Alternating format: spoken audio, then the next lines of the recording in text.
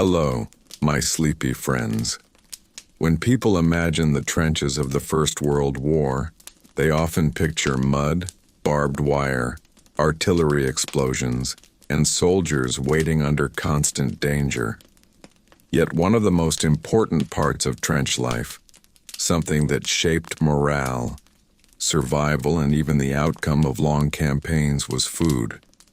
Every day, millions of soldiers fighting across Europe depended on complicated supply systems that attempted to deliver enough calories to keep men alive in some of the harshest conditions imaginable. The reality of eating in the trenches was very different from the comfortable meals soldiers had known at home, and the struggle to feed entire armies became one of the central logistical challenges of the war. By 1914, the First World War quickly transformed into a conflict involving millions of soldiers spread across enormous front lines, stretching from the North Sea to Switzerland. Armies dug networks of trenches that created a nearly continuous battlefield across Western Europe. Inside these trenches, soldiers spent weeks or months living in cramped spaces filled with mud, rats, and constant artillery fire. Food had to travel through dangerous supply routes before it could even reach the men fighting on the front line. Behind the trenches, entire logistical systems were built to keep armies supplied with bread, meat, canned goods, and basic cooking ingredients. Trains carried enormous quantities of food from farms and factories toward the front. From railway stations, the supplies moved to depots where they were sorted and distributed to military units. Horse-drawn wagons, trucks, and sometimes even soldiers carrying crates by hand brought these supplies closer to the trenches. The final stage of delivery was often the most dangerous part of the journey. Supply runners moved through narrow communication trenches under the threat of enemy artillery, while carrying boxes of rations toward the front lines. For most soldiers, the daily diet was built around military rations, carefully calculated portions of food designed to provide enough energy for men performing physically exhausting tasks. Soldiers in many armies received bread, meat, tea, or coffee, and occasionally vegetables when supplies were available. Bread was considered one of the most essential items because it was filling, easy to distribute, and could be eaten quickly even during brief moments of rest. However, fresh bread rarely reached the trenches in perfect condition. By the time it arrived after long transportation through muddy roads and crowded depots, the loaves were often stale or partially crushed. Soldiers sometimes joked that their bread had become as hard as the wooden board supporting the trench walls. Many troops softened the bread by dipping it into tea, soup, or stews prepared in field kitchens. Meat was another important part of trench rations, but fresh meat was difficult to deliver regularly. Instead, soldiers frequently relied on preserved meat packed in tins. These canned meats could survive long journeys without spoiling, making them ideal for military supply systems. One of the most famous examples was bully beef, a type of canned corned beef widely distributed to British soldiers. Bully beef became one of the most recognizable foods of the First World War. Soldiers often ate it straight from the tin or mixed it into simple meals with bread or biscuits. Alongside canned meat, armies issued hard biscuits, sometimes known as hardtack. These biscuits were extremely dry and hard, designed to last for long periods without spoiling. Soldiers sometimes joked that the biscuits were strong enough to break teeth if eaten carelessly. To make them easier to eat, many troops soaked the biscuits in tea, coffee, or soup until they softened slightly. Despite their unpleasant texture, hard biscuits were valuable because they could be stored for months and transported easily. Hot meals were highly valued in the trenches but difficult to prepare near the front line. Large field kitchens, often located behind the front trenches, cooked soups, stews, and other meals for entire units of soldiers. These kitchens sometimes used large mobile cooking wagons that allowed food to be prepared in huge quantities. Once the meals were ready, soldiers carried containers of hot food through communication trenches toward the fighting positions. However, by the time the food reached the front trenches, it was often lukewarm or cold. Shelling could delay deliveries, forcing soldiers to wait long hours before receiving their meals. In some cases, food arrived only at night when supply runners could move more safely under cover of darkness.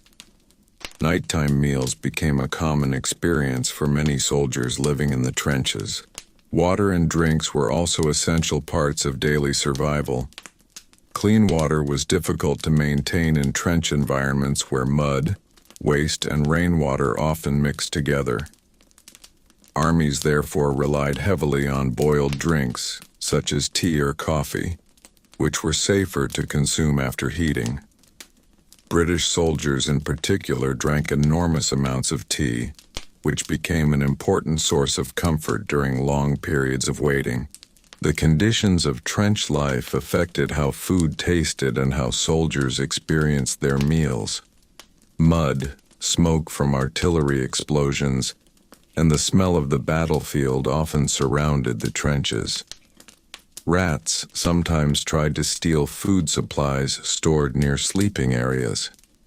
Despite these challenges, receiving a warm drink or a piece of bread could greatly improve morale. For many soldiers, food represented a brief moment of normal life in the middle of war. Different armies had slightly different ration systems, but they all faced similar challenges. The German army distributed bread, meat, soup ingredients, and occasionally sausage when supplies allowed. French soldiers received bread, wine, and meat as core parts of their daily rations. Wine became a regular part of the French soldiers' diet and was believed to help maintain morale during the long and exhausting trench campaigns. As the war continued and supply shortages increased, the quality of food often declined. Long battles strained agricultural production and transportation systems across Europe.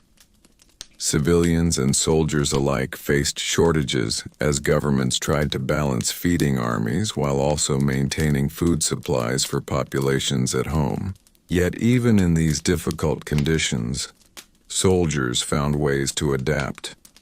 Some units created small trench stoves to warm food or boil water. Others traded food items with nearby units, or experimented with combining different ration ingredients to create more satisfying meals. These small efforts to improve daily meals became part of the culture of trench life, showing how soldiers tried to maintain a sense of routine despite the constant dangers surrounding them. The story of food in the trenches reveals a different side of the First World War. Behind the famous battles and military strategies was a massive daily effort to feed millions of men living in one of the harshest environments imaginable. Every loaf of bread, every tin of meat, and every cup of tea carried across muddy trenches represented a small victory against the difficulties of war. And as the war dragged on year after year, the challenge of feeding entire armies would become even more complicated, shaping both the experience of soldiers and the strategies used by the nations fighting across Europe. As the trench war dragged on month after month, food became more than just a necessity for survival. It became a daily symbol of comfort, morale, and connection to the world outside the battlefield. Soldiers living in the trenches quickly learned that the quality of their food could determine the mood of an entire unit. A hot meal, even a simple stew or a cup of tea, could temporarily lift spirits after long nights of artillery fire and exhausting patrols through muddy trenches. But delivering that food safely to the front lines required an enormous effort, involving thousands of workers, transport vehicles, and carefully organized supply routes. Behind the immediate front lines, military planners established large supply depots filled with sacks of flour, crates of canned meat, barrels of preserved vegetables, and massive quantities of tea, coffee, and sugar. These supplies often came from farms and factories hundreds or even thousands of miles away. Trains transported them toward the war zone, forming the backbone of the supply network that kept the armies functioning. Once the trains arrived near the front, the food had to continue its journey through a series of smaller transport stages that became increasingly dangerous the closer they approached the trenches. Horse-drawn wagons were one of the most common methods used to carry food toward the battlefield. These wagons moved slowly along muddy roads that were often damaged by artillery shells. Drivers had to navigate through darkness, rain, and constant risk of enemy bombardment. Trucks were also used when roads allowed, but mechanical breakdowns and rough terrain sometimes made motor vehicles unreliable. In many cases, the final stage of delivery relied on soldiers themselves. Carrying heavy boxes of rations, they walked through narrow communication trenches that linked the rear supply areas to the frontline positions. These communication trenches were essential for survival. They formed a maze-like network that allowed soldiers to move food, ammunition, and medical supplies while remaining somewhat protected from enemy fire.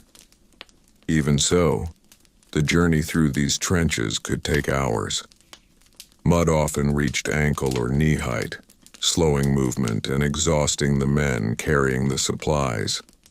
Shell explosions sometimes destroyed sections of trench walls, forcing soldiers to climb over debris while still protecting the precious food deliveries they carried.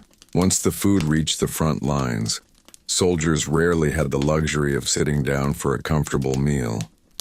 Instead, they ate quickly, whenever there was a moment of relative calm. A soldier might crouch against the trench wall, open a tin of meat with a pocket knife, and eat while listening for the distant sound of enemy artillery.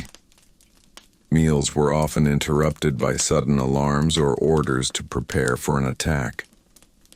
The unpredictable rhythm of trench warfare meant that food was consumed whenever the opportunity appeared rather than at regular times.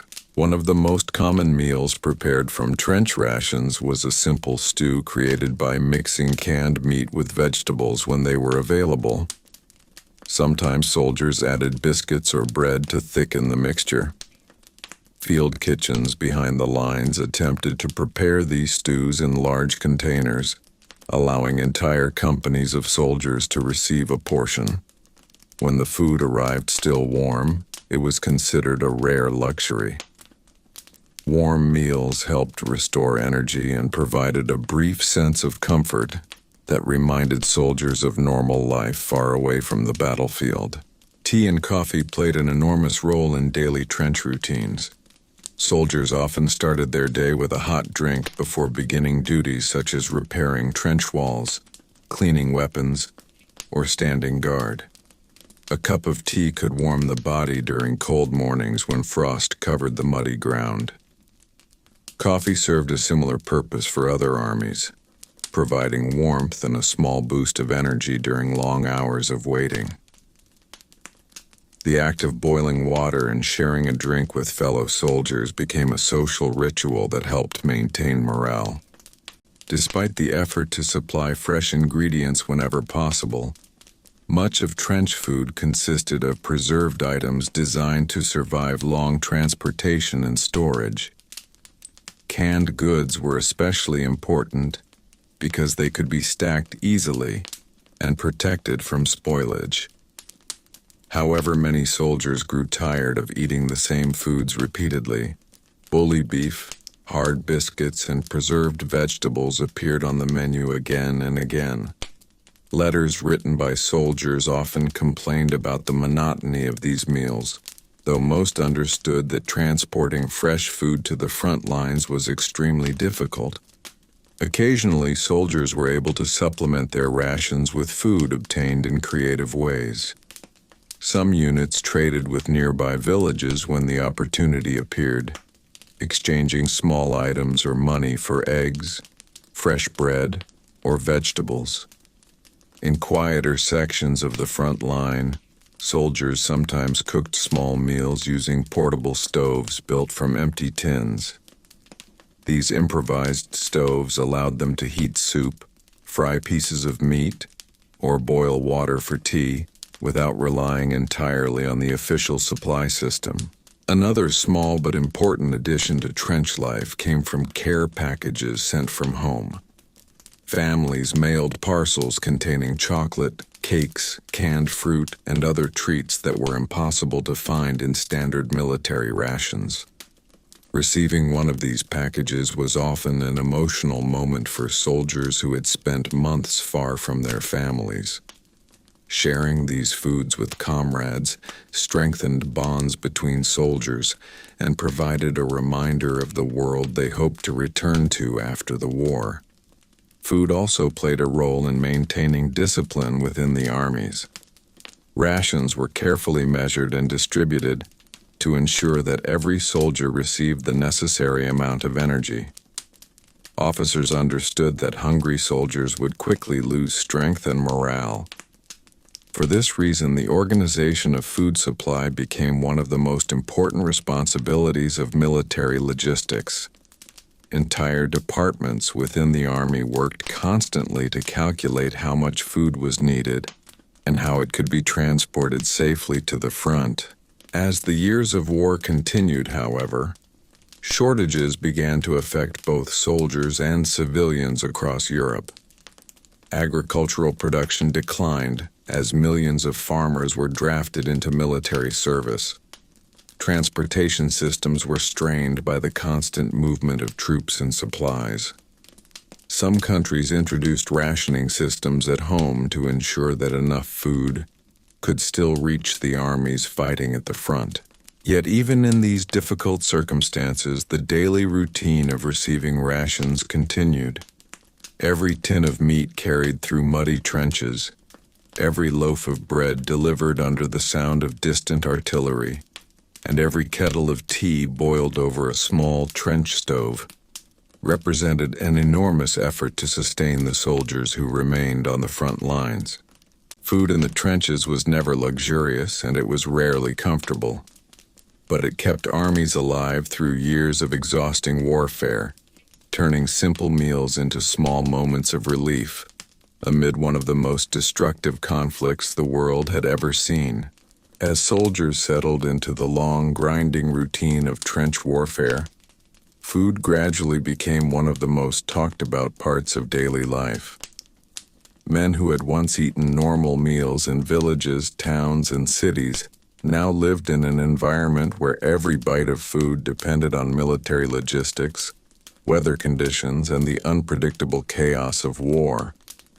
Letters sent home frequently described meals in great detail, sometimes with humor and sometimes with frustration.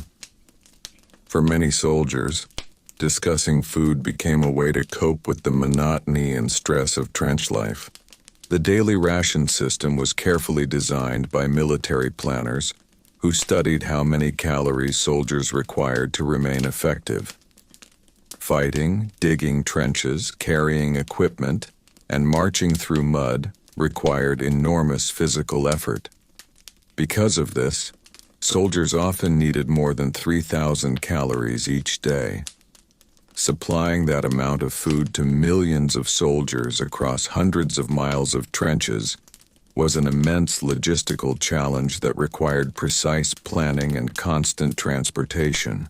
A typical British soldier's daily ration often included bread, canned meat, biscuits, tea, sugar, and occasionally jam or cheese. Bread remained one of the most valuable foods because it provided energy and could be eaten quickly. However, the bread arriving at the trenches rarely resembled the fresh loaves soldiers remembered from home. By the time it reached the front lines, it was often dry, stale, and sometimes partially covered with mud from the journey through trenches. Soldiers frequently scraped off the dirt and ate it anyway because wasting food was never an option in such difficult conditions. One of the most famous foods of the First World War trenches was the previously mentioned bully beef, the canned corned beef that became almost legendary among soldiers. Packed tightly into metal tins, bully beef could survive long transportation without spoiling. The meat inside the tins was salty and heavily preserved, sometimes floating in a layer of fat. Soldiers ate it directly from the container or mixed it with other ingredients to create small improvised meals. Some troops fried bully beef with bits of biscuit or bread to create something resembling a warm dish. Despite its usefulness, many soldiers grew tired of eating the same canned meat repeatedly over long periods. Hard biscuits were another essential ration item. These biscuits were extremely durable and designed to remain edible for months or even years. They were so hard that soldiers often joked about needing a hammer or rifle butt to break them into smaller pieces. Some biscuits contained small holes created during baking, and soldiers sometimes found insects living inside them after long storage. Even so, the biscuits remained a reliable source of calories. Soldiers softened them by soaking them in tea or crumbling them into soups prepared in field kitchens. Soup and stew were among the few warm foods that soldiers regularly received. Field kitchens located behind the front lines used large metal containers to cook meals for entire units. These stews often included meat, vegetables, and grains when available. Once prepared, the hot food was carried toward the trenches in insulated containers. However, the long journey through muddy trenches meant that the stew frequently arrived lukewarm rather than hot. Even so, a bowl of warm stew could feel like a luxury during cold nights in the trenches. Weather conditions greatly influenced how food was stored and consumed. During the winter months, freezing temperatures sometimes caused canned food to solidify. Soldiers had to warm the tins over small fires or stoves before they could open them. In summer, the opposite problem appeared.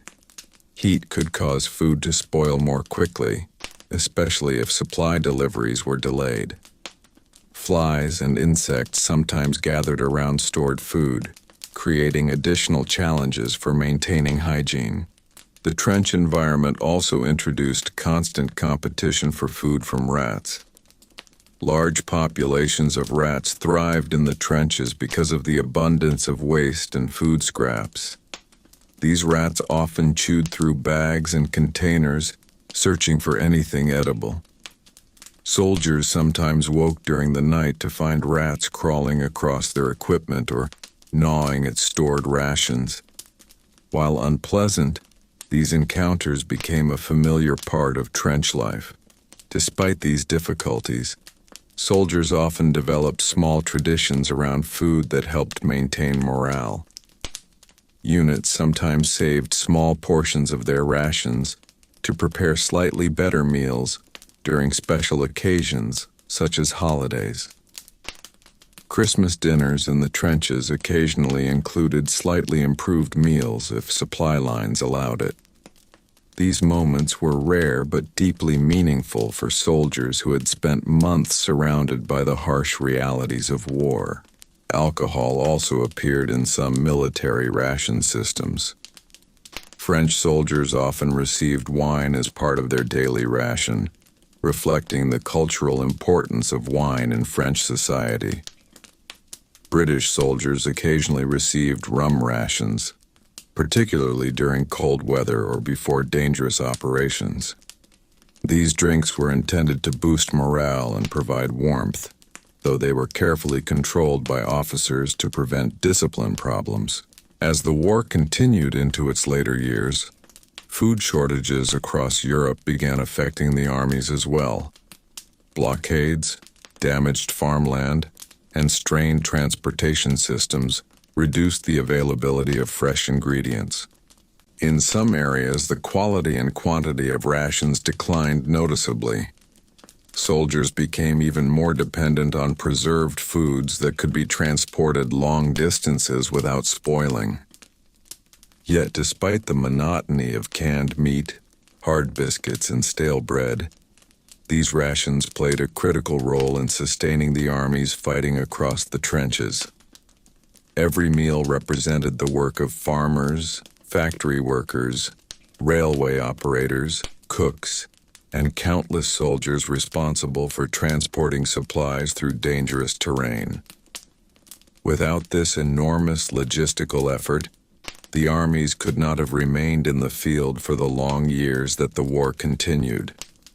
Food in the trenches therefore became more than simple nourishment. It was a reminder that behind the front lines an entire society worked constantly to support the soldiers fighting at the front.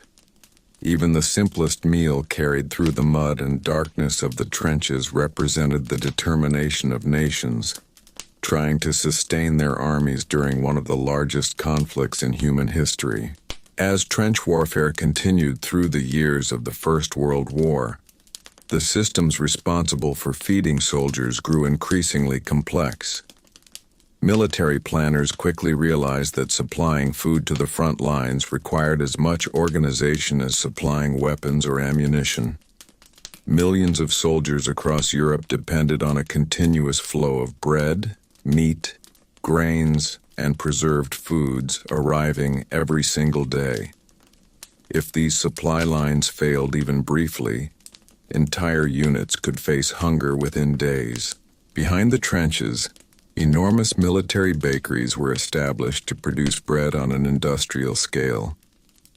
These bakeries operated day and night, using large ovens capable of baking thousands of loaves at a time. Flour was transported from farms and milling facilities deep within each country, then delivered by train to these bakeries near the front.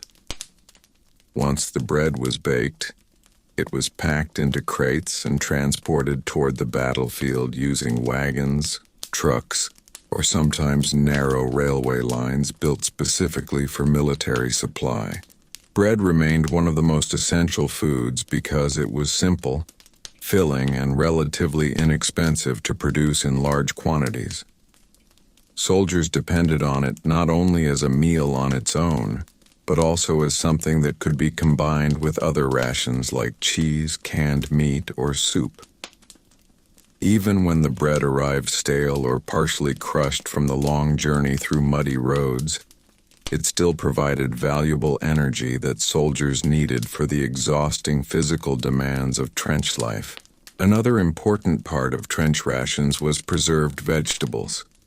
Fresh vegetables were extremely difficult to transport and store near the battlefield because they spoiled quickly. To solve this problem, armies used dried or canned vegetables that could survive long periods without refrigeration. These preserved vegetables were often added to soups and stews prepared in field kitchens, helping to provide vitamins and nutrients that soldiers needed to maintain their health. Field kitchens themselves became a familiar sight behind the trenches. These kitchens were often mounted on wagons or trailers, so they could be moved closer to different units when necessary. Large metal pots allowed cooks to prepare food for hundreds of soldiers at once. The cooks working in these kitchens were responsible for transforming simple ingredients like canned meat, dried vegetables, and grains into meals that could sustain entire companies of soldiers. Once the food was prepared, it had to travel the final and most dangerous stage of its journey. Containers filled with hot soup or stew were loaded onto wagons or carried by soldiers along communication trenches leading to the front lines. This process was slow and often risky. Artillery shells could strike supply routes without warning, forcing soldiers to take cover while still protecting the food they carried. If the containers were damaged or spilled during the journey, an entire unit might lose its meal for that day. Because deliveries were so unpredictable, soldiers learned to eat whenever food arrived rather than waiting for traditional meal times. A delivery might reach the trenches late at night or early in the morning, depending on the safety of the supply routes. Soldiers often gathered quickly around the containers of food, filling their bowls or mess tins before returning to their positions along the trench walls. Mess tins, small metal containers carried by every soldier, became one of the most important personal items in trench life. These tins allowed soldiers to receive their portion of stew or soup and eat quickly wherever they were standing. After finishing the meal, the same tins could be used again for tea or coffee. Cleaning these tins was sometimes difficult because clean water was limited, but soldiers did their best to maintain them because they were essential for daily meals. One of the greatest challenges facing soldiers was the monotony of their diet. Eating the same foods day after day gradually wore down morale. Bully beef, biscuits, bread, and soup appeared repeatedly in trench menus. Many soldiers joked in letters home that they felt as though they had eaten enough canned meat to last a lifetime. Yet despite their complaints, most soldiers understood that the supply system was doing its best under extremely difficult conditions. Occasionally, fresh food managed to reach the trenches, bringing excitement to the soldiers who received it. Fresh bread, vegetables, or fruit were rare treats that reminded soldiers of home. When such deliveries arrived, the entire mood of a trench unit could improve instantly. Even something as simple as a fresh onion or apple could feel like a luxury after weeks of preserved rations. In quieter sectors of the front line where fighting was less intense, soldiers sometimes attempted small cooking experiments of their own. Using improvised stoves made from empty tins or small metal containers, they heated pieces of canned meat or toasted biscuits over small flames. These tiny cooking fires had to be carefully controlled so they would not produce smoke visible to enemy observers. Even so, the ability to warm food slightly could make a significant difference in comfort during cold nights. The experience of food in the trenches therefore became deeply connected to the rhythm of war itself. Supplies moved when artillery allowed it. Meals arrived when transport routes remained open. Soldiers ate quickly and returned to their duties as the sounds of distant explosions echoed across the battlefield. Yet through all of these hardships, food continued to play a vital role in keeping soldiers alive and maintaining the strength needed to endure years of brutal trench warfare. Every loaf of bread delivered through muddy trenches, every tin of preserved meat opened beside a trench wall, and every kettle of tea shared between exhausted soldiers represented the enormous effort required to sustain millions of men fighting across the battlefields of the First World War. As the war stretched into its second and third years, the experience of eating in the trenches became deeply tied to the rhythms of survival. Soldiers woke, worked, waited, fought, and rested according to the strange schedule imposed by trench warfare, and food had to fit into that unpredictable routine. Meals did not arrive at comfortable hours like breakfast, lunch, or dinner. Instead, they appeared whenever supply routes were safe enough for runners and wagons to reach the front. Sometimes a soldier might receive food late at night after hours of waiting, while other days' rations might arrive early in the morning before dawn patrols began. Night was often the safest time to move supplies toward the front lines. Under the darkness, supply parties carried crates of bread, tins of meat, sacks of biscuits, and containers of hot tea along the communication trenches. These supply runners moved quietly, careful not to attract enemy attention.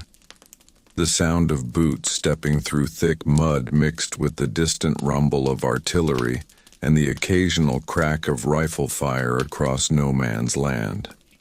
For the soldiers waiting in the front trench, hearing the arrival of the ration party was often one of the most welcome moments of the day.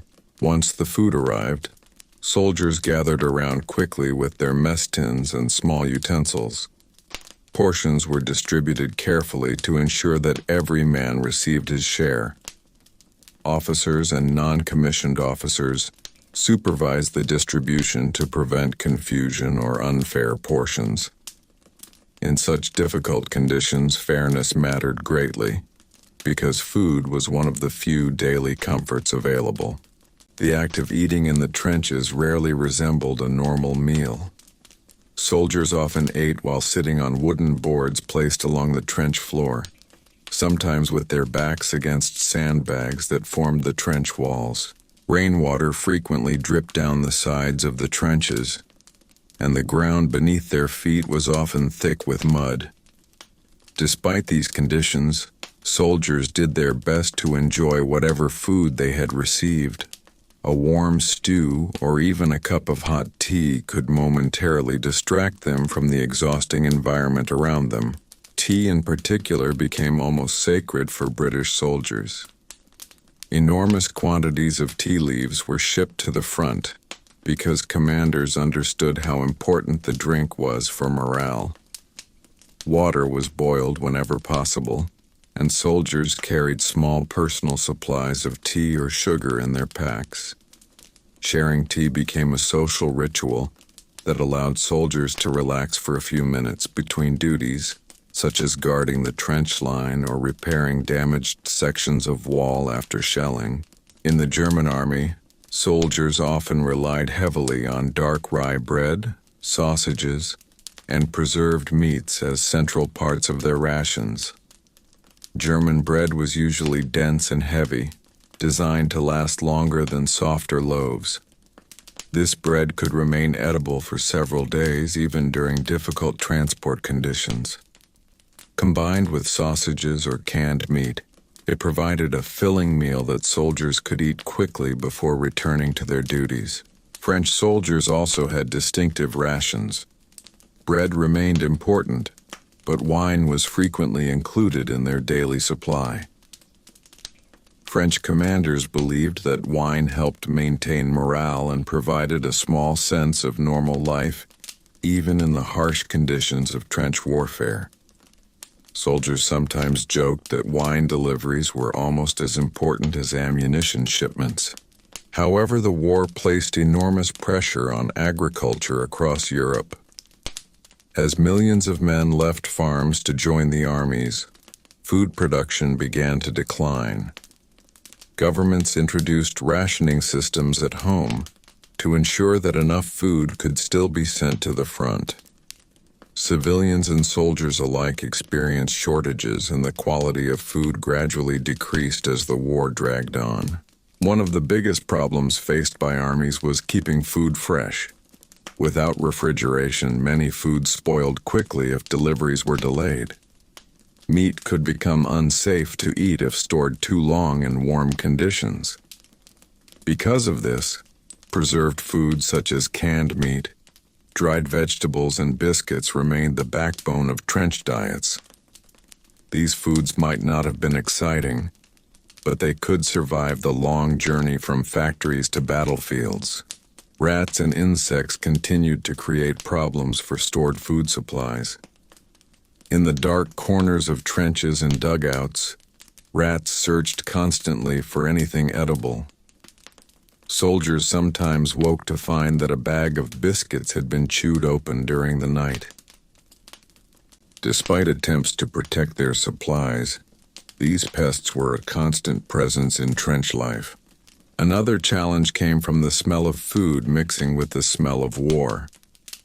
Trenches often contained the odor of mud, damp clothing, smoke from artillery explosions, and sometimes the grim scent of the battlefield itself. Eating in such an environment required soldiers to ignore these surroundings as best they could.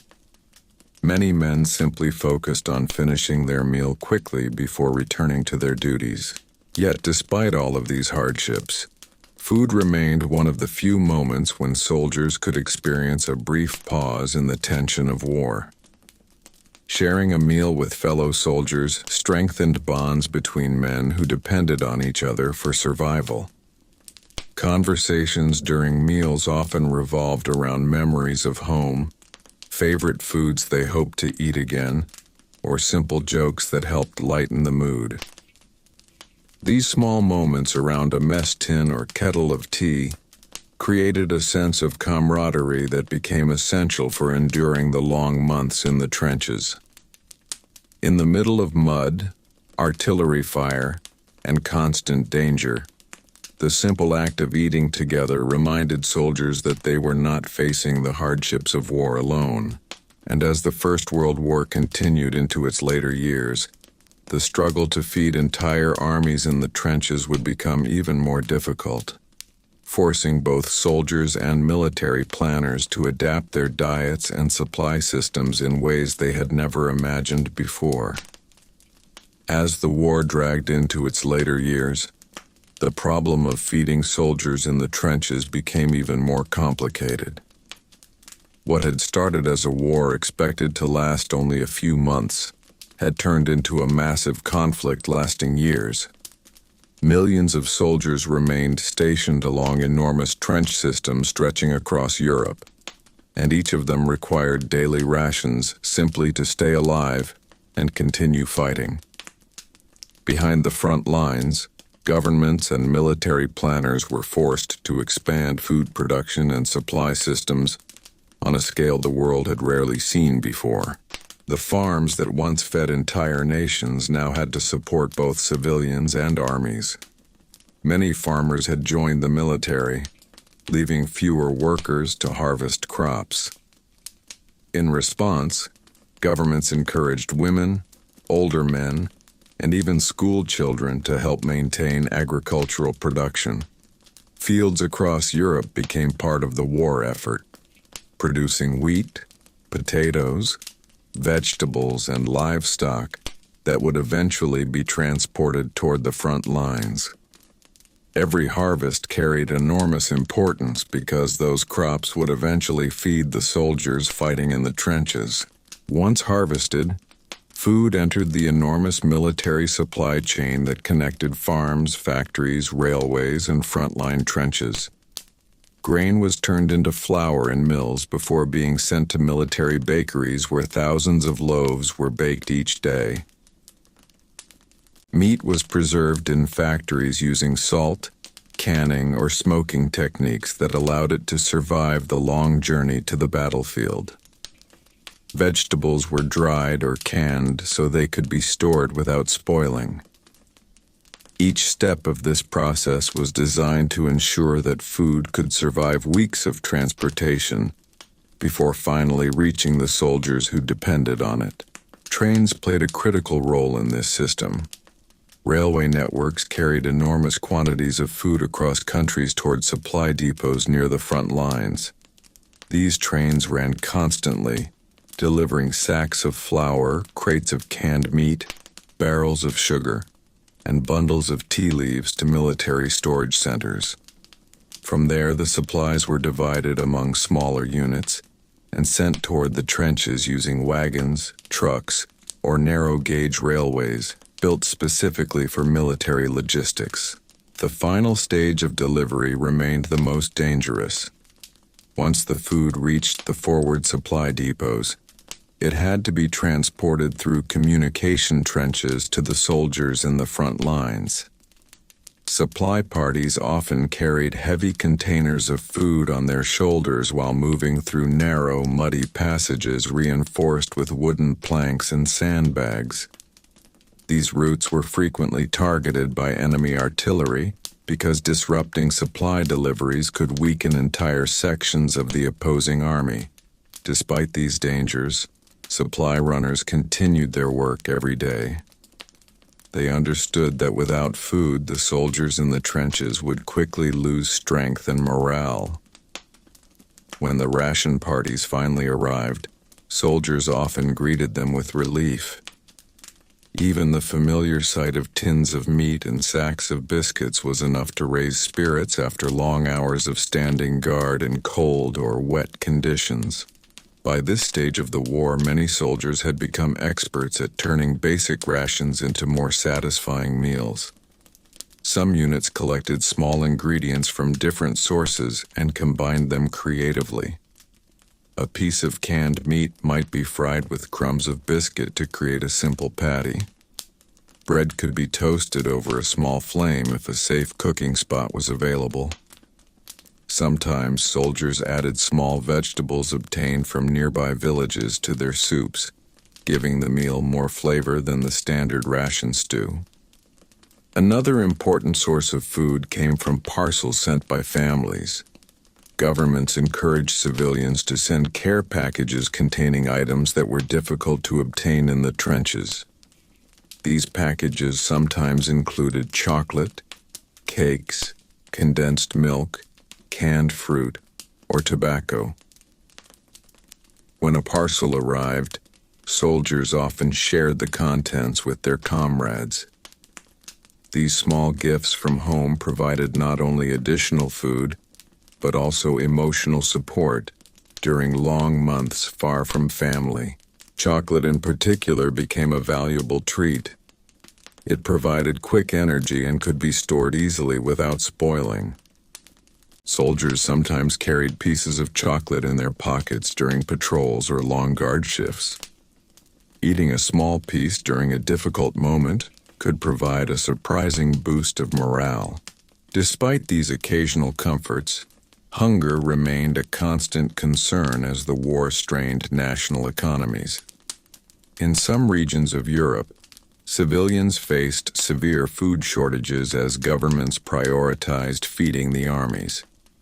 Blockades and disrupted trade routes reduced the availability of imported food supplies. These shortages gradually affected the quality of military rations as well, forcing armies to rely even more heavily on preserved foods. Still, the effort to maintain regular rations continued. Commanders understood that well-fed soldiers were stronger, healthier, and more capable of enduring the physical demands of trench warfare. Even simple meals like bread, soup, and tea could make the difference between exhaustion and endurance during long days of digging, repairing trenches, and standing watch under the threat of enemy attack. The story of food in the trenches therefore reveals the hidden side of the First World War. Behind every soldier holding a rifle stood an enormous network of farmers, factory workers, cooks, drivers, and supply runners working constantly to deliver the next meal. Without this vast logistical system, the armies fighting across Europe could never have remained on the battlefield for the long years that the war continued. In the muddy trenches where soldiers waited under gray skies and the distant thunder of artillery, every ration delivery carried more than just food. It carried the effort of entire nations determined to keep their armies alive and fighting in one of the most demanding conflicts the world had ever experienced. As trench warfare continued year after year, soldiers gradually developed a complicated relationship with their daily rations. Food was no longer just nourishment. It became one of the few predictable elements in a life filled with uncertainty. A soldier might not know when the next artillery barrage would begin, when he would be ordered into battle, or when he might be rotated out of the front line, but he knew that sooner or later the ration party would arrive carrying bread, tins, and containers of tea. That simple routine became a small anchor in the chaos of war. Daily life in the trenches required enormous energy. Soldiers spent long hours repairing damaged trench walls, reinforcing sandbags, draining water from flooded sections, carrying ammunition, and standing guard along the firing step. At night, they often performed patrols across dangerous terrain or worked in no man's land repairing barbed wire barriers that protected their position. All of this work required strength. and strength depended on the steady flow of food reaching the trenches. Because food deliveries often arrived at night, soldiers sometimes ate their main meal during the darkest hours. Under faint lantern light or small shielded candles, men gathered around the containers brought by supply runners. Each soldier stepped forward with his mess tin to receive a portion. The steam rising from a container of stew or soup looked almost magical in the cold night air after hours of darkness and silence along the trench line. These meals also became important moments of conversation.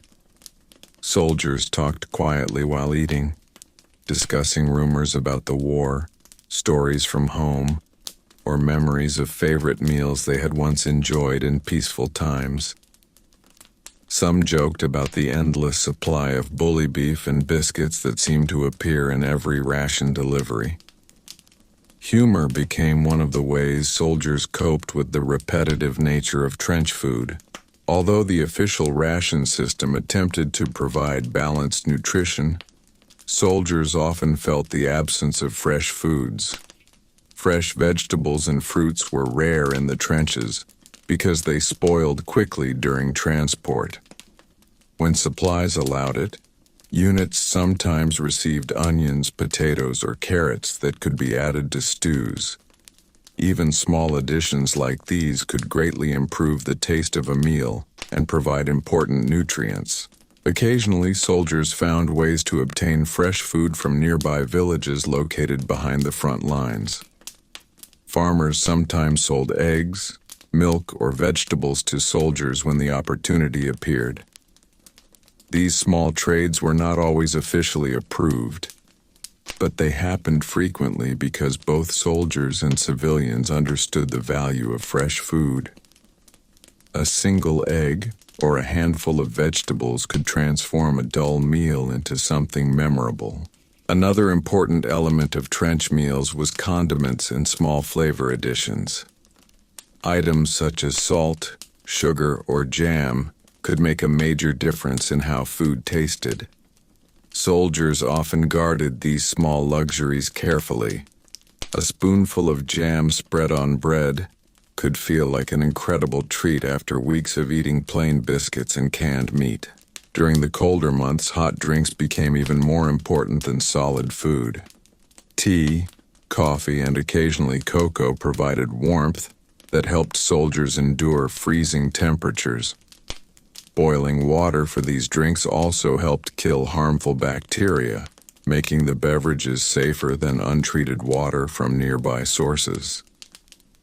Soldiers sometimes carried small portable stoves or used makeshift fires to heat water whenever conditions allowed. However, preparing food near the front line required caution. Smoke from fires could reveal a trench's position to enemy observers. For that reason, many soldiers waited until darkness before lighting small stoves or heating meals. Even then, the flames were kept small and carefully shielded to avoid attracting attention from across no man's land. Despite all efforts to maintain regular rations, the food system occasionally broke down due to heavy fighting. Intense artillery bombardments could destroy supply routes, collapse communication trenches, or make it impossible for ration parties to reach the front line safely. When this happened, soldiers sometimes had to survive for extended periods on whatever food they still had in their packs. These moments reminded everyone how fragile the supply system truly was. Yet most of the time, the system continued functioning despite incredible obstacles. Every night, supply runners carried crates and containers through mud, darkness, and the threat of shell fire. Behind them stretched an enormous chain of transport and preparation that began on distant farms and ended in the mess tins of soldiers crouched in muddy trenches. Through this network of farms, factories, railways, wagons, kitchens, and supply runners, food continued to reach the front lines of the First World War. It was rarely delicious, rarely fresh, and rarely comfortable to eat. but it sustained millions of soldiers through years of exhausting conflict. And for the men living in the trenches, those simple meals, bread softened in tea, stew carried through the night, biscuits broken carefully with a knife, became small moments of relief in a world otherwise dominated by mud, danger, and the constant thunder of war. As the long years of the First World War continued, soldiers in the trenches became increasingly aware that food was not only a matter of survival, but also a powerful influence on morale.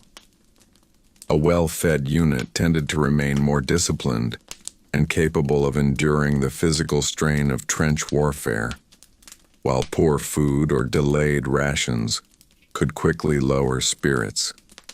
Commanders across all armies understood this reality, which is why enormous attention was given to keeping food supplies moving toward the front lines even during the most difficult phases of the war. The organization required to feed millions of soldiers every day was staggering. Entire military departments were responsible only for calculating how much food each army required. These departments tracked the number of soldiers in each unit, estimated how many calories they needed, and organized the movement of supplies across thousands of miles of roads and railway tracks. A single army could consume enormous amounts of bread, meat, and other foods each day, and replacing those supplies required constant effort from farms and factories far behind the battlefield. Bread remained the foundation of many trench diets. Military bakeries worked continuously to produce the huge quantities required by the armies. Some of these bakeries were so large that they resembled small factories, with rows of ovens producing thousands of loaves every day. Once baked, the bread was packed and transported toward supply depots, where it was distributed to individual units. By the time the loaves reached the trenches, they had often traveled many miles through rain, mud, and shell-damaged roads. Even though the bread was frequently stale by the time it arrived, soldiers relied on it heavily. Bread could be eaten with almost anything, dipped into soup, combined with canned meat, or spread with jam when it was available. Soldiers often kept small pieces of bread in their pockets during long shifts on guard duty, because it was easy to eat quickly without leaving their position. Soup also played a major role in trench meals.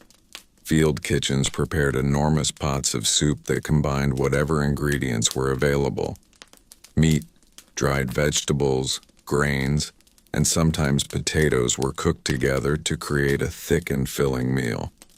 These soups were carried toward the front lines in large insulated containers designed to keep the contents warm as long as possible. Although the soup often cooled during the journey through muddy trenches, it still provided a welcome source of warmth and energy. Another common food found in trench rations was cheese. Cheese had the advantage of lasting longer than fresh meat and could be transported relatively easily without spoiling. Soldiers sometimes ate cheese with bread or biscuits to create a simple meal that required no cooking. In cold weather, cheese also provided valuable calories that helped soldiers maintain their strength. The importance of sugar also became clear during the war. Sugar was added to tea, coffee, and sometimes even mixed with biscuits or porridge to provide quick energy. Many soldiers looked forward to the moment when they could stir sugar into a cup of tea after hours of work, repairing trenches or standing guard in cold weather. Even small comforts like this helped maintain morale in difficult conditions. Despite the organization of the ration system, food in the trenches was never luxurious. The same meals appeared again and again, creating a sense of monotony that many soldiers found difficult to endure. Letters written by soldiers frequently described the endless repetition of canned meat, biscuits, and bread. Some joked that they could identify their meals simply by the sound of the ration tins being opened. Yet soldiers also developed small strategies to make their food more enjoyable. Some carried small knives that allowed them to cut meat into smaller pieces and cook it over improvised fires. Others mixed different ration items together to create something resembling a new dish. These small acts of creativity helped break the routine of trench life and gave soldiers a sense of control over their daily meals. The arrival of food parcels from home remained one of the most anticipated moments for soldiers. Families sent packages containing chocolate, cakes, dried fruit, and other foods that were rarely found in military rations. When a soldier received such a parcel, it often became a shared event within the unit. Friends gathered around as the package was opened, and the contents were divided among everyone nearby. These moments created powerful feelings of connection to home and reminded soldiers that they were not forgotten. Food therefore carried emotional meaning as well as physical importance. A simple piece of chocolate or a slice of homemade cake could bring memories of peaceful life far away from the trenches. These small reminders helped soldiers endure the long months of waiting, fighting, and surviving in one of the harshest environments imaginable. Behind every meal eaten in the trenches stood a vast system of farms, factories, trains, kitchens, and supply runners working continuously to keep the armies fed. Without this system, the soldiers could not have remained in their positions through years of exhausting warfare. In the mud-filled trenches where artillery thundered across the battlefield and soldiers waited for the next order, even the simplest meal, a bowl of soup, a piece of bread, and a cup of tea, became a quiet moment of relief in a world dominated by danger and uncertainty. By the later years of the First World War, the experience of food in the trenches had become deeply tied to the endurance of the soldiers themselves.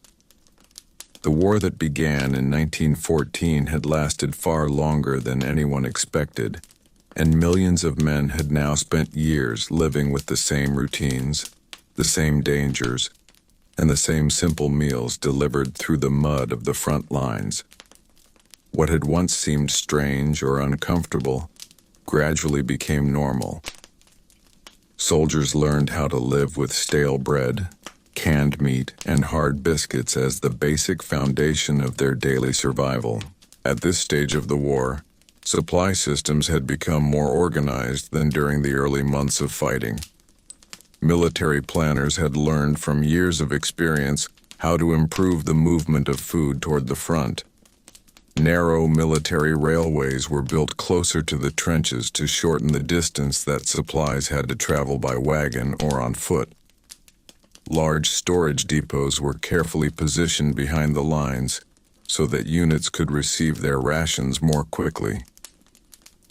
Although the journey from farm to trench remained long and complicated, these improvements helped reduce some of the delays that had troubled the supply system earlier in the war. Despite these improvements, the environment of trench warfare still affected every meal. Rain frequently flooded trenches, turning the ground into deep mud that slowed the movement of supply parties. Snow and freezing temperatures during winter created additional challenges. Soldiers sometimes received frozen tins of food that had to be warmed carefully before they could be opened. Even boiling water for tea could become difficult if fuel supplies were limited or if fires had to remain hidden from enemy observation. One of the most valuable items that soldiers carried with them was their mess tin, the metal container used for eating and drinking. This simple piece of equipment served many purposes. Soldiers used it to collect soup from ration containers, to boil water over small fires, and sometimes even to cook small meals when they had the chance.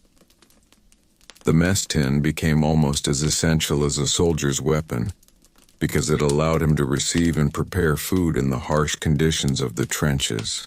As the war continued, soldiers also became highly skilled at preserving the small comforts they could find in their meals. When jam or sugar appeared in their rations, they often saved it carefully for moments when they needed extra energy or morale. A spoonful of jam spread across a piece of bread could transform an otherwise ordinary meal into something far more satisfying. These small additions made a noticeable difference in the daily routine of trench life. Sometimes soldiers found creative ways to improve their meals using whatever resources were available. Pieces of canned meat might be sliced thin and fried over a small flame. Hard biscuits could be crushed and mixed into soup to create a thicker stew. If potatoes or onions were available, they were quickly added to almost any dish because they provided both flavor and nutrition.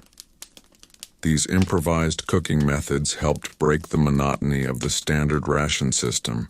Food also played an important role during moments of rest when soldiers rotated away from the front lines. Units were often moved to quieter areas behind the trenches for short periods of recovery after spending weeks in the front.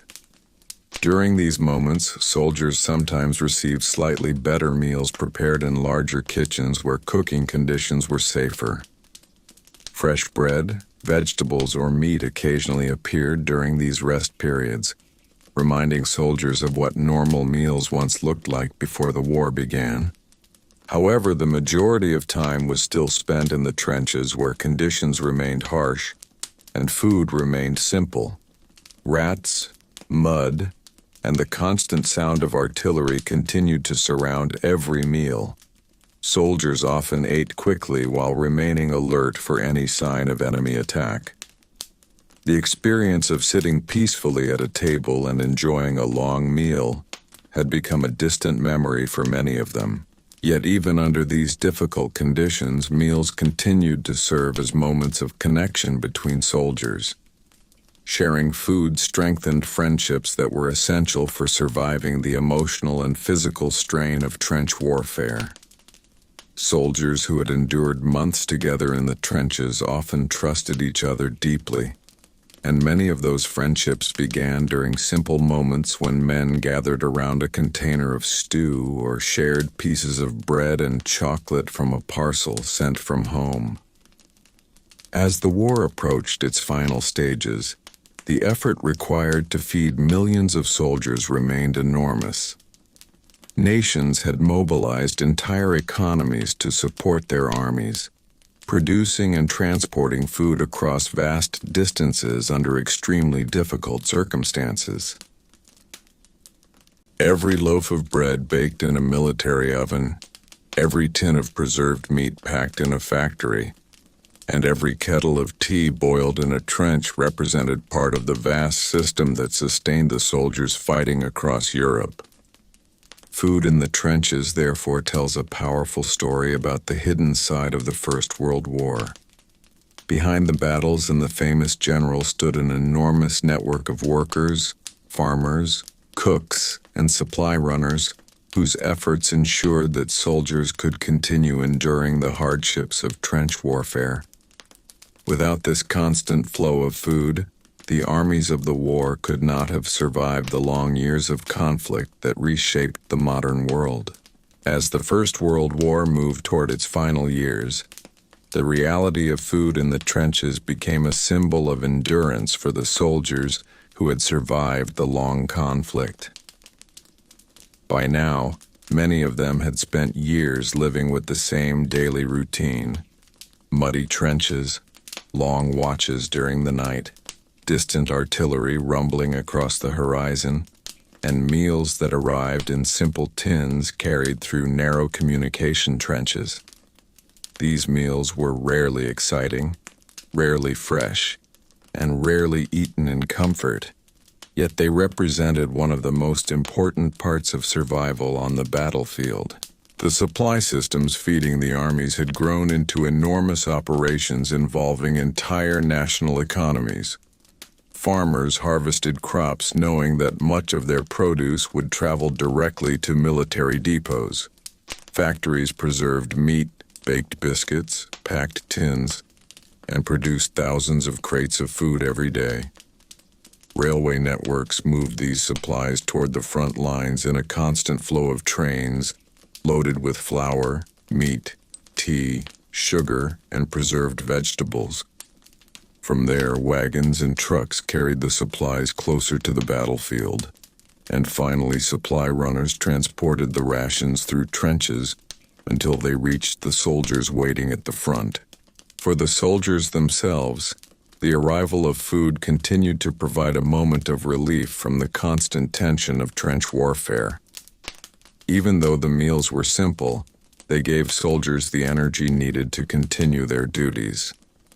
Digging trenches, repairing sandbags, carrying equipment, and standing watch along the firing line required enormous physical effort. Without the steady supply of bread, meat, biscuits, and tea, soldiers would not have been able to maintain their strength during the long campaigns of the war. Over time, many soldiers learned to appreciate even the most basic rations. A piece of bread softened in hot tea, a bowl of stew carried through the night by supply runners, or a small piece of chocolate from a parcel sent by family could become deeply meaningful in such difficult conditions. These small moments of comfort helped maintain morale and reminded soldiers of the world waiting beyond the battlefield. Food also played an important role in the social life of the trenches. Sharing meals strengthened bonds between soldiers who depended on each other for survival. Conversations often began around mess tins filled with soup or tea. Soldiers talked about home, about the food they hoped to eat once the war ended, and about the peaceful lives they dreamed of returning to. These discussions helped maintain hope during a conflict that seemed endless. The environment of the trenches never made eating easy. Mud filled the bottom of the trenches during rainy seasons. In winter, cold winds swept across the battlefield, freezing water and making it difficult to warm food. In summer, the heat attracted insects and created new challenges for storing rations. Yet despite all these obstacles, the supply system continued delivering food day after day, allowing soldiers to continue fighting even in the harshest conditions. When the war finally began to draw toward its conclusion in 1918, many soldiers looked back on their years in the trenches and remembered the strange routines that had defined their lives. Among those routines, the daily arrival of rations stood out as one of the most constant elements. Through mud, darkness, and artillery fire, food had continued to reach the trenches and sustain the millions of men who fought there. The story of food in the trenches reveals a powerful truth about the First World War. Behind every famous battle and every historic decision stood an enormous network of ordinary work. Farmers growing crops, workers preparing preserved foods, cooks operating field kitchens, drivers transporting supplies, and soldiers carrying ration crates through muddy trenches under dangerous conditions. Their combined effort kept entire armies alive during one of the most destructive wars in human history. For the soldiers crouched behind sandbags along the front lines, every simple meal was more than just food. It was proof that somewhere beyond the battlefield, a vast system was still working to support them. It was a reminder that they were not completely alone in the endless fields of mud and wire that defined trench warfare. And in those brief, quiet moments, when a soldier held a warm cup of tea in cold hands or shared a piece of bread with the man beside him, the simple act of eating became a small refuge in the middle of war. Even as the war pushed into its final brutal stages, food in the trenches continued to follow the strange rhythm that soldiers had come to know so well. Every day began with the same uncertain question in the minds of the men waiting along the trench walls. When would the next ration party arrive? And what exactly would it bring this time? After years of war, the system had become almost mechanical. Somewhere far behind the battlefield, bakers were already preparing bread, factory workers were sealing tins of meat, railway workers were loading wagons, and cooks in field kitchens were stirring enormous pots of soup meant for hundreds of soldiers at once. By the time the food finally reached the front line, it had passed through a long chain of hands and machines. A loaf of bread might begin its journey in a quiet rural bakery far from the sound of artillery, then travel by train to a military depot, be loaded onto a wagon heading toward the front, transferred to a supply party walking through muddy communication trenches, and finally arrive in the hands of a soldier standing in a trench filled with sandbags and barbed wire. That journey could take days, and every step of the process carried risks of delay or destruction from shell fire. For soldiers waiting in the trenches, the arrival of food was often announced quietly. Supply runners appeared along the narrow trench passages carrying crates or insulated containers strapped to poles between two men.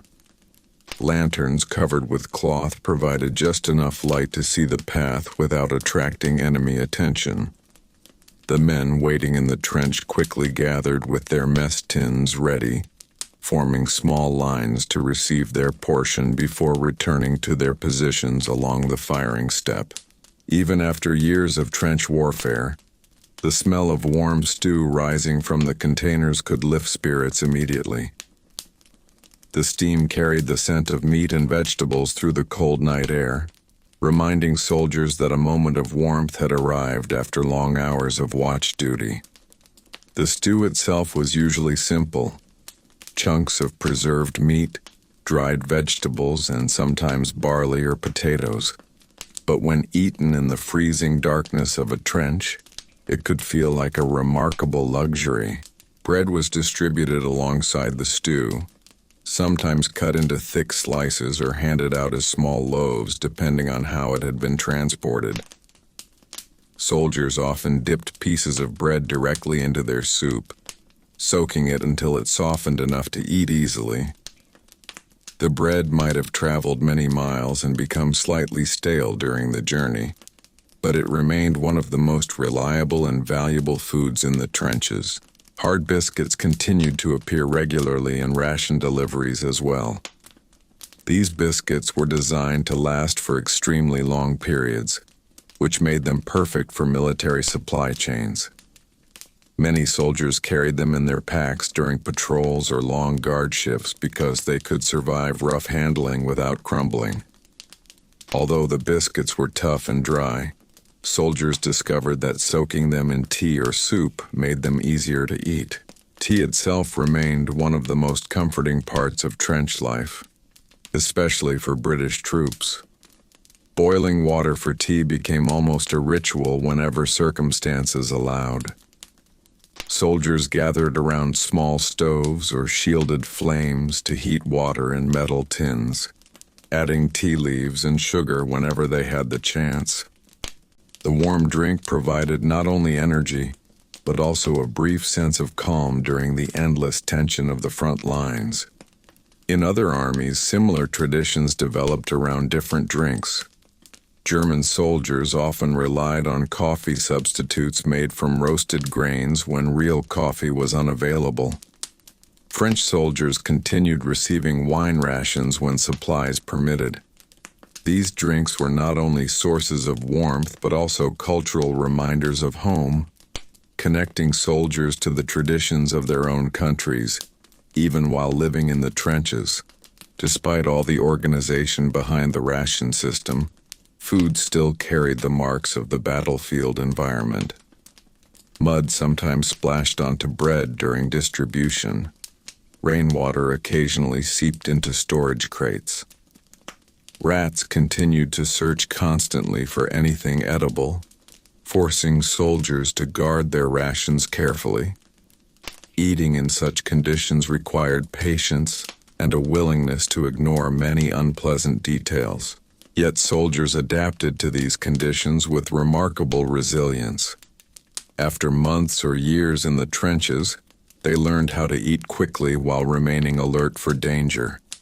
They balanced mess tins on wooden trench boards, leaned against sandbag walls while finishing their meals, and shared whatever extra food they might have received from parcels or nearby villages.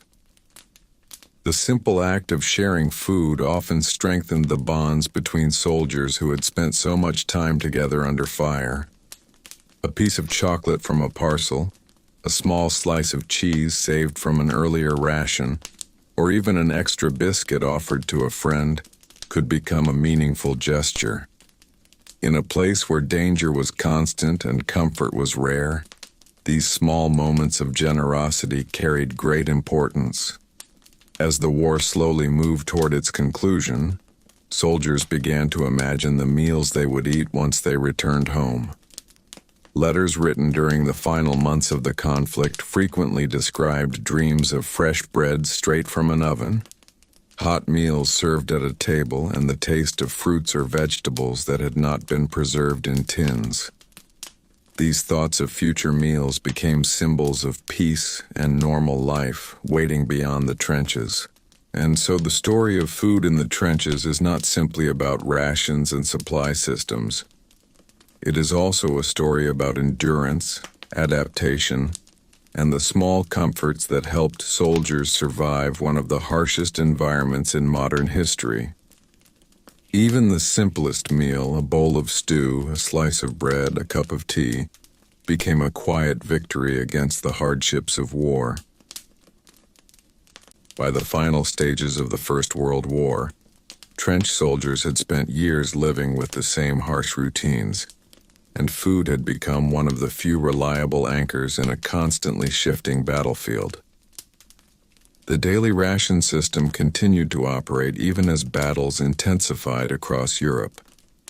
Entire armies were still being fed through the same vast networks of farms, factories, railways, wagons, and supply runners that had been working since the early days of the conflict.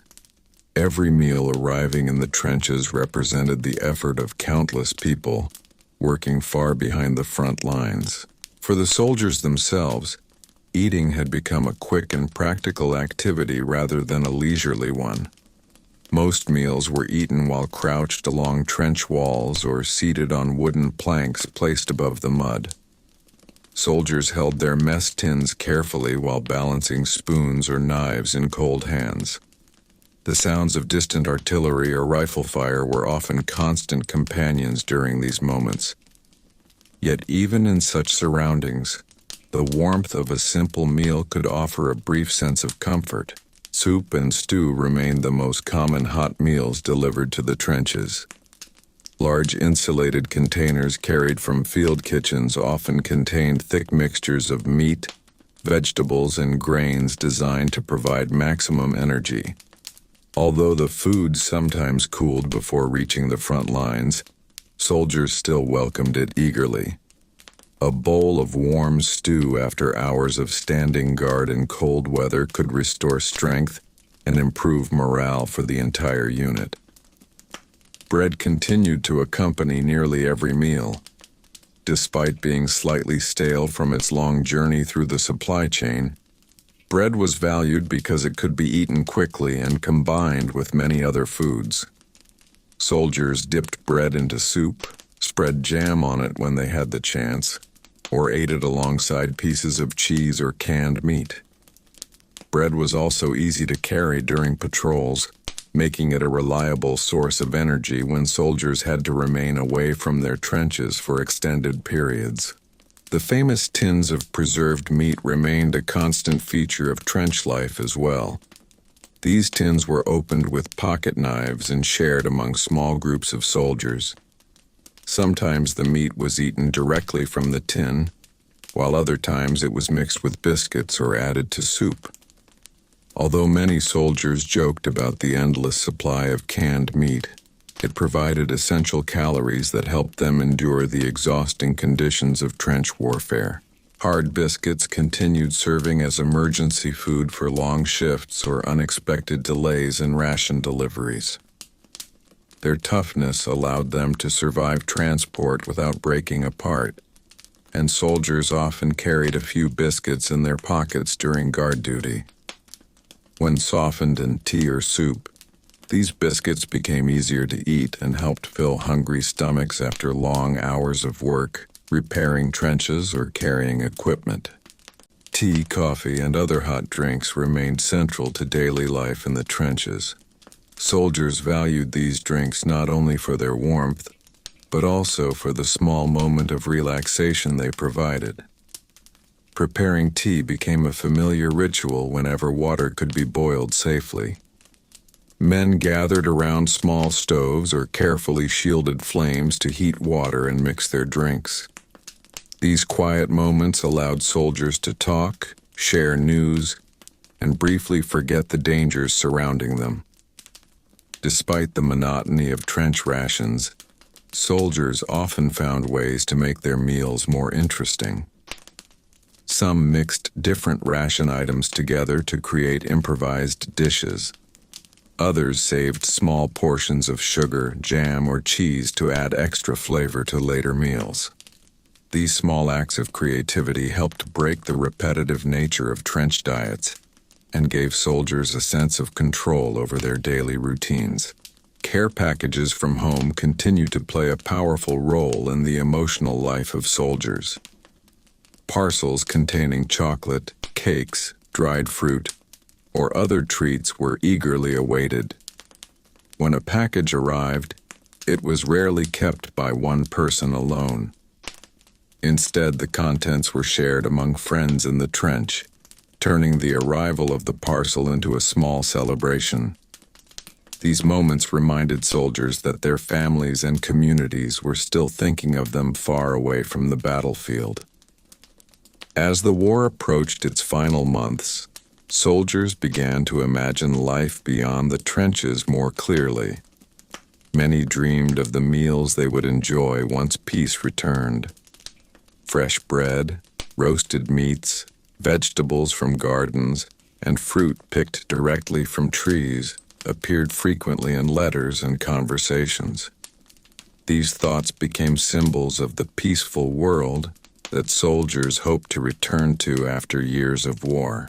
The story of food in the trenches therefore reveals more than just the practical challenge of feeding millions of soldiers. It shows how something as simple as bread, soup, or tea could become a source of strength, comfort, and connection during one of the most difficult conflicts in human history. Behind every meal stood a vast network of workers and soldiers ensuring that food continued to reach the front lines despite mud, weather, and enemy fire. In the end, the meals eaten in those muddy trenches became part of the shared memory of the soldiers who lived through the war. They remembered the taste of stew carried through the night, the warmth of tea in cold hands, and the quiet moments when friends gathered around a ration container to eat together, while the war continued around them. As the final year of the war approached, the routine of eating in the trenches had become so familiar that soldiers could almost measure time by their meals. Dawn, midday, and night were marked not only by shifts of duty, but by the arrival of ration parties slowly moving through the maze of communication trenches. These men carried the lifeline of the front: crates of bread, sacks of biscuits, tins of meat, bags of tea, and the heavy insulated containers filled with stew from the field kitchens positioned behind the lines. The journey those supplies took was often far more dangerous than most civilians ever imagined. Long before food reached the soldiers waiting in the trenches, it had already passed through rail depots crowded with military trains, supply warehouses stacked with ration boxes, and wagon convoys rolling through muddy roads constantly threatened by artillery shells. Even the final stretch, the narrow communication trenches leading to the front line, could be exposed to enemy fire. Supply runners sometimes walked for hours in darkness carrying heavy loads simply to ensure that soldiers received their daily meals. When the ration party finally appeared in the trench, soldiers gathered quickly with their mess tins. Distribution had to happen fast and quietly. Large ladles dipped into metal containers of stew and poured thick portions into waiting tins, while bread was passed down the line from hand to hand. The steam rising from the food mixed with the cold night air, creating clouds of warmth that briefly softened the harshness of the trench environment. Many soldiers ate standing against the trench wall, their backs pressed against sandbags while artillery boomed somewhere in the distance. Others crouched on wooden boards laid across the mud to keep their boots from sinking into the wet ground. The conditions were far from comfortable, yet these meals still provided an important sense of normal routine. For a few minutes, soldiers could focus on eating rather than watching the battlefield. The simplicity of trench food often hid the enormous logistical effort required to keep armies fed. Feeding millions of soldiers across hundreds of miles of front line demanded careful planning. Military supply officers calculated exactly how much bread, meat, and vegetables would be required each day. Factories processed enormous quantities of preserved food, while farms increased production to meet military demands. Entire sections of the wartime economy existed solely to ensure that the soldiers fighting at the front never ran completely out of food. Despite all these preparations, shortages and delays sometimes occurred. When battles intensified or transport routes were damaged, rations could arrive late or in smaller quantities than expected. During these moments, soldiers relied on whatever food remained in their packs: hard biscuits, small tins of meat, or leftover bread from previous days. These emergency supplies helped bridge the gaps until the next delivery reached the trench. The monotony of trench rations became one of the most commonly remembered aspects of the war. Day after day, soldiers encountered the same foods: bread, stew, biscuits, canned meat, tea. Over time, many soldiers joked about their meals, inventing nicknames for certain foods or complaining humorously in letters home about the endless appearance of preserved meat. Humor became a way to cope with the repetitive nature of trench life. Yet even within this repetition, small variations could bring excitement. Occasionally, a ration delivery might include cheese, fresh vegetables, or a slightly different stew recipe prepared by the field kitchen. On rare occasions, soldiers received fresh bread that had been baked closer to the front line, and its warm smell spread quickly through the trenches. These small changes reminded soldiers that food could still surprise them, even in wartime. Care packages from home continued to create some of the most memorable food moments for trench soldiers. Parcels filled with cakes, chocolate, dried fruit, tobacco, or homemade treats arrived through the military postal system. Opening such packages often turned into a shared event, with soldiers gathering around while the contents were divided among friends. These parcels carried not only food, but also a powerful reminder of the families waiting far away. As the war finally approached its end in late 1918, the soldiers in the trenches began to sense that their long struggle might soon be over. Conversations increasingly turned toward home and the meals waiting there. Men spoke about kitchens filled with the smell of fresh bread, tables covered with roasted meats and vegetables, and quiet dinners with family members after years of eating in muddy trenches. When the fighting finally ended, many soldiers returned home with vivid memories of the meals they had eaten during the war. The taste of trench stew, The crunch of hard biscuits softened in tea, and the simple comfort of bread shared with friends became lasting reminders of their time on the front lines. These foods, though plain and repetitive, had helped sustain millions of soldiers through one of the most devastating conflicts in human history. The story of trench food therefore reveals more than just the diet of soldiers during World War I. It reveals the incredible effort required to keep armies alive, the resilience of the soldiers who adapted to difficult conditions, and the small everyday rituals that allowed men to endure years of war far from home. And even today, when historians study the trenches of the First World War, they often find traces of that daily life. Empty ration tins, broken biscuit boxes, rusted mess tins buried in the soil. Quiet reminders that behind the battles and strategies of the war were ordinary soldiers simply trying to eat, survive, and make it through another day. If you enjoyed this slow journey through the everyday realities of history, don't forget to like the video, subscribe to the channel, and tell me in the comments which hidden part of history we should explore next. There are still countless forgotten stories waiting quietly in the past, ready